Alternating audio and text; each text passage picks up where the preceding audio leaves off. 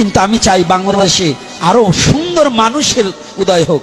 হিন্দু, মুসলমান, বৌদ্ধ, খ্রিস্টান এগুলো চাই না, যেন সঠিক মানুষ হোক, যার দ্বারা মানুষের শান্তি আসে, যার দ্বারা মানুষের হৃদয়ে দুঃখ নাশ হয়, যার দ্বারা পৃথিবীর মানুষের কোনো কষ্ট না থাকে।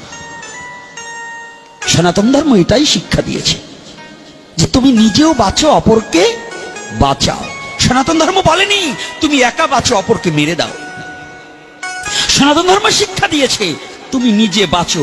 বাঁচা ঠাকুর অনুকূল চন্দ্র, যদিও আমি ওই মন্ত্রে দীক্ষিত না, তথাপিও একজন মহাপুরুষ, তিনি যে বাক্যটা দিয়েছে ওটা তো ভালো কথা, ভালো কথা গ্রহণ করা তো কোনো দোষ নয়। তিনি বলেছেন, হ্যাঁ, নিজে বাঁচে অন্যে বাঁচায়, নিজে বাঁচে ধর্ম বলে জানিস তাকে। অন্যে বাঁচায়, নিজে বাঁচে ধর্ম বলে জানিস তাকে। বাঁচাবার আর মর্ম যা, ধর্ম বলে জানিস তা। বাঁচতেও হবে, বাড়তেও হবে, এটাই হচ্ছে সনাতনী শিক্ষা।